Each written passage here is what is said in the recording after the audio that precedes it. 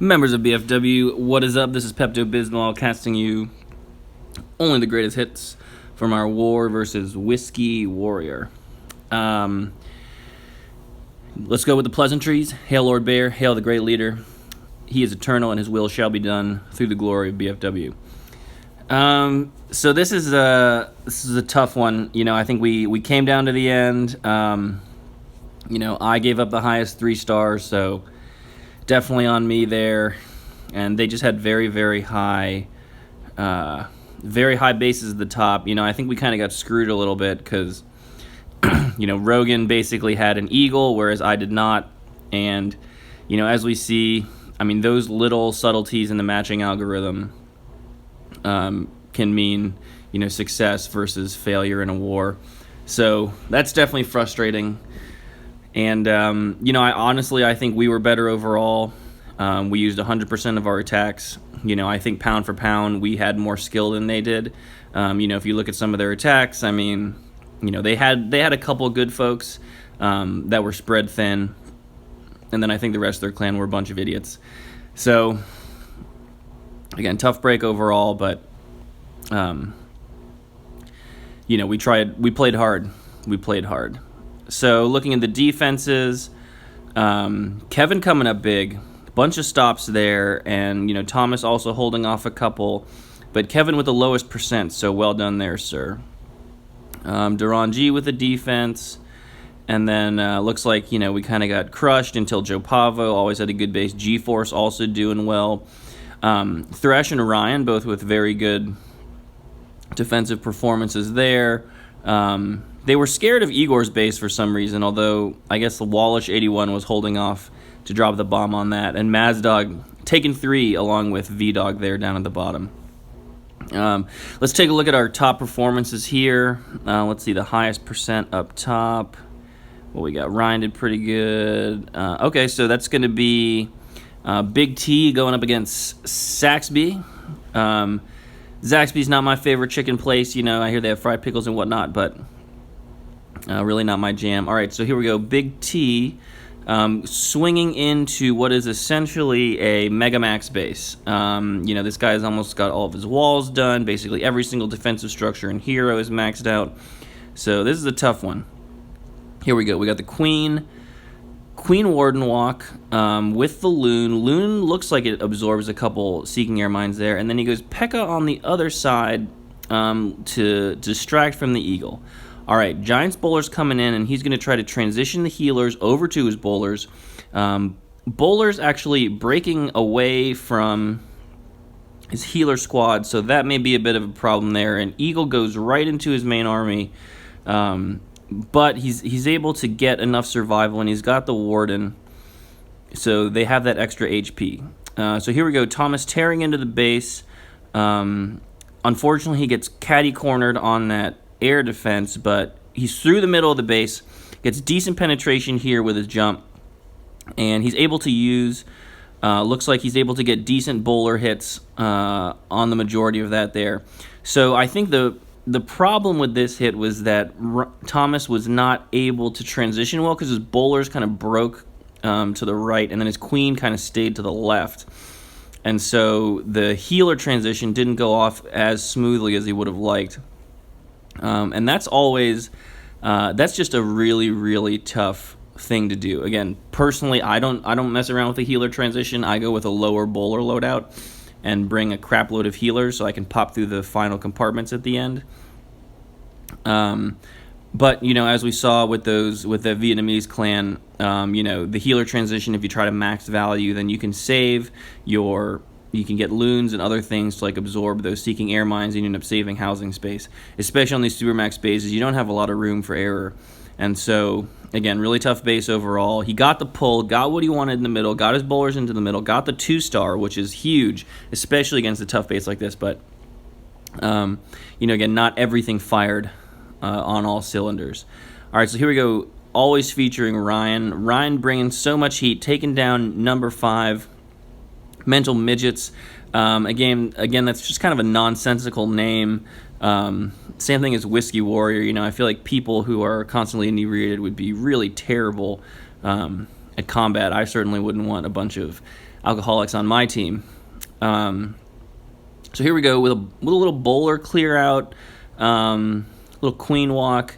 Send some extra healers over for his giant stack, and then looks like he's going for a soft pull there. Okay, there's the big deploy, actually, big deploy. So here comes the pull. So hard pull into the main army. Poison goes down. Queen walk. That's an interesting little play that he uses. He deploys his troops and then gets the queen to cover them, hopefully trying to transition with the healer.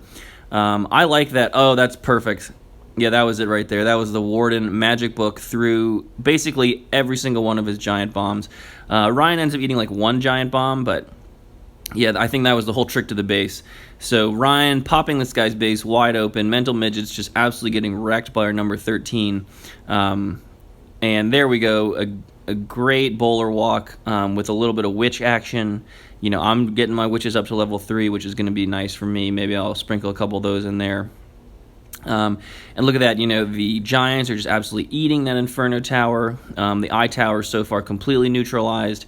And so hopefully he just gets a little, yeah, there we go. The bowlers transition back over. Expo goes down. Hopefully he's got enough juice to take down this Hidden Tesla as well. And then, let's see. Let's see if he has enough. He's not able to account for that Inferno Tower just yet. He's got the Queen ability, but he doesn't have a lot of heat left. And this one could get dicey. So he's got a bunch of Skellies. Skellies are poking. Poke, poke, poke, poke. And now they're taking fire from the Inferno Tower and the... Oh my god. Alright, let's see how he does this thing. It's going to be all Queen.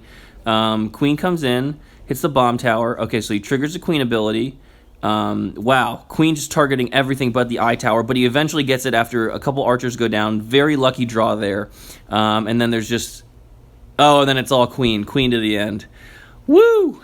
I'll tell you what, Ryan, that was a good hit. Again, do not underestimate the power of having healers to pop those final boxes. If you got healers up on your Queen, go into the final boxes on a base, you're good to go. Especially if you save that Queen ability.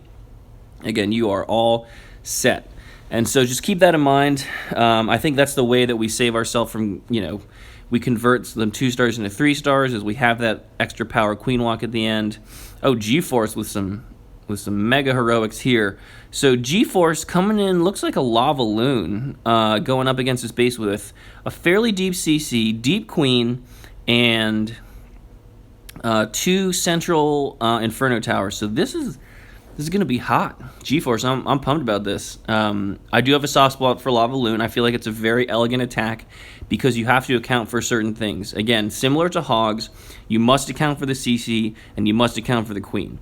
You simply cannot deploy loons into a Queen. You'll just get roasted. You simply cannot deploy loons into the majority of CCs because, you know, people are stacking dragons and whatnot. So I think bottom line, your attack will be unsuccessful if you do those things. So here we go. Queen walk. Queen kind of breaks the wrong way and doesn't go after the enemy Queen. So he picks up the easy Town Hall, which is nice. We saw a lot of that, you know, peripheral Town Hall, giving up the 2 to go for a hard 3. Again, you know, I'm 50-50 on that. I mean, I think that there's a lot of, you know, the question is how important is core space, and you know, I think I'm still 50-50 on whether or not peripheral Town Hall is a good thing. All right, so here we go. He wastes a spell, but he gets the CC pull. So again, that's a nice little play there. This has got some finesse to it. Oh, poison goes down. Perfect poison. He may have to burn another rage. No, he just pops the Queen ability. All right, and then we should be seeing a loon drop coming in pretty soon. Here we go. Big loons, spread loon, backdrop loon, but not all of them. Warden comes in. Warden loon, by the way, is just so friggin' strong. You know, the additional HP that you get on those loons. Oh, there we go. Another side. So he opens up 2 side loon attack with the hounds. And then kind of gets the Warden to converge on them in the middle. Still holding... Oh, there we go. Magic book.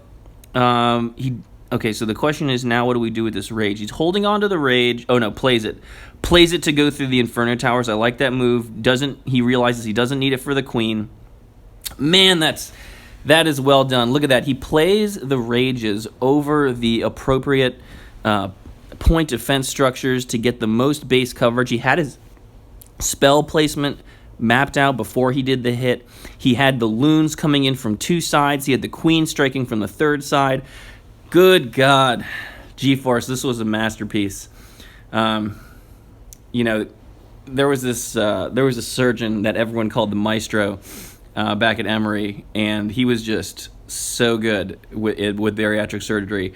And GeForce, I think you definitely get a Maestro for that one. You know, you and Halby can duke it out for best lava loon. All right, let's see who we got here. Jopavo, we get some solid hits. Igor, let's do an Igor. So this is Igor, angriest dude in the clan. You know, always battling Halby for that. No, most vulgar dude in the clan. Halby's definitely the angriest. Going up against White Lightning, 87. So White Lightning, clearly born in 1987, and most likely Caucasian, based on his name. So Igor's queen just absolutely getting swarmed by these witches and stuff, and he has to use the rage and the queen ability, but you know it's definitely worth it for the easy CC pull. So he's a little behind, but not really. And again, you know, once you get to the CC pull, you can really go to work. Always got to account for the CC troops. They can be devastating. You know, you've seen some of my hits go wrong where I didn't account for the CC. Oh, look at that. That was pretty nice. That was a bold wall breaker into a wizard tower there. Again, wizard towers always F up wall breakers, but he had the targeting on the bowler, so he felt confident in that wall breaker deployment. Okay, here we go. Pops the king ability. Oh, queen goes down. Okay, so the healers transition back over because his queen goes down. Holy shit, Igor, this is freaking dicey, my friend. All right, so he's got healer on the warden, healer on the bowler stack. They're transitioning well. He plays his jump. That's a very well placed jump, but his bowler starts